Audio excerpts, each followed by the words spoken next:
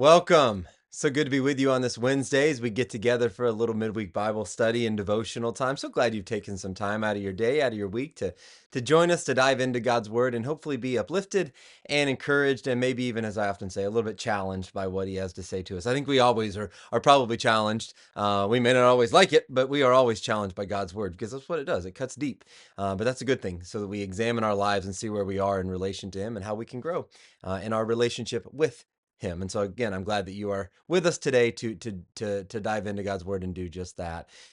There are a lot of really cool stories in the Bible, and certainly I've got a lot of favorites. But I love the story that we find in Luke chapter 5. It's got a good combination of one, Jesus. Anytime a story involving Jesus is a good thing, and the calling of the early disciples, which is really neat and really sets the stage obviously for everything that God's going to do through them.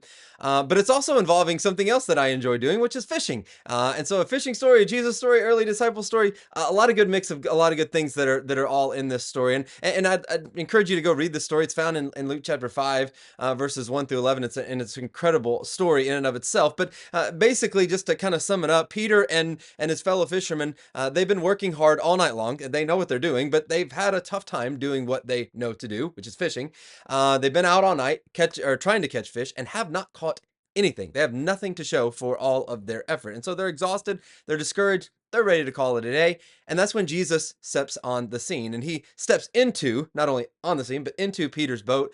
And he begins to preach, but then he tells them, to go out into deeper water. Peter says, we've not caught anything. Jesus says, just trust me, go out in deep waters, let down your nets. And at first, again, Peter's hesitant, but in the end, he obeys, and I love what he says. Because you say so. I think that's a really good attitude to have, one that Jesus is looking for. Because you say so, Jesus, I will. I will let down the nets. And the result, when Peter does that, is this miraculous catch of fish. So great, and I love the description that it tells that Luke says that it began to sink their boat. In fact, they had some helpers coming over, James and John, two brothers who Jesus would ultimately call as well. They come over, and that's so much that their boats begin to sink too. It's just this incredible story of what God can do. But in the end, this moment is not just about fish. I mean, it is. In fact, it's going to be about fish in a different aspect. But it's not just about those fish. It was about calling.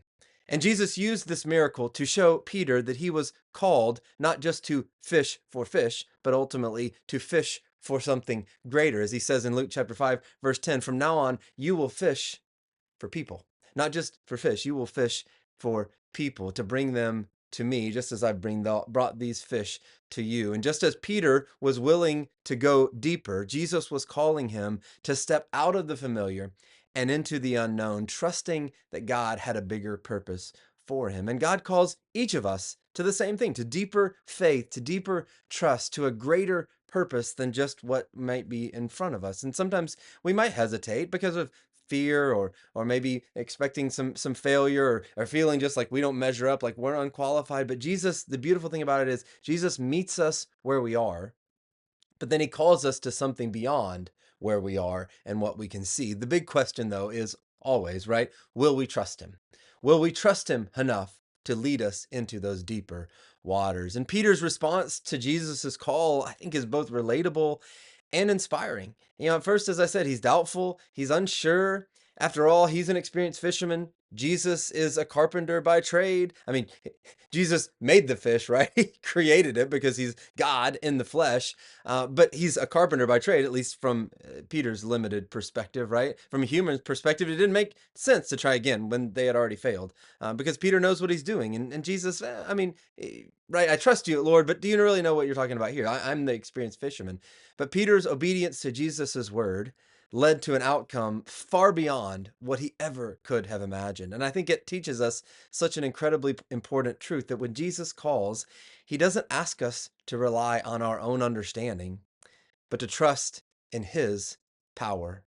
And many times God calls us into those deeper waters, into situations that might seem uncertain or uncomfortable, maybe even impossible from our limited human perspective. Maybe he's calling you to step into a leadership role, or maybe he's calling you to trust him during a difficult season in your life, or maybe there's some other area in your life where he's asking you to step out in faith and to trust him wherever he may be leading. The deeper waters can feel risky, But that's where miracles happen. That's where God does his greatest work. And when we trust and obey, God shows up in ways that we never could have expected. Peter's calling, I think, also reminds us that our past failures don't disqualify us from God's plans in the future. Peter could have let his prior experience, namely that of failing in catching fish, define his decision to trust Jesus in the moment. But instead, he lets Jesus's command lead the way. And how often do we let our past disappointments, our past failures, our past experiences keep us from stepping into what God has in store for us? Jesus doesn't define us, just like he didn't define Peter, by our past failures. In fact, he often calls us in spite of them so that he can move us beyond them and so that we may ultimately walk with him in faith. So let me ask you as we close out our time today, what deeper waters might God be calling you to step into?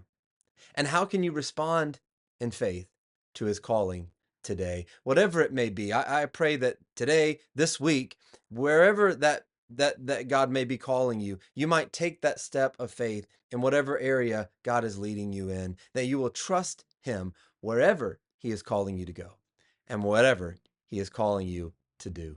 I hope you have a blessed day. God bless.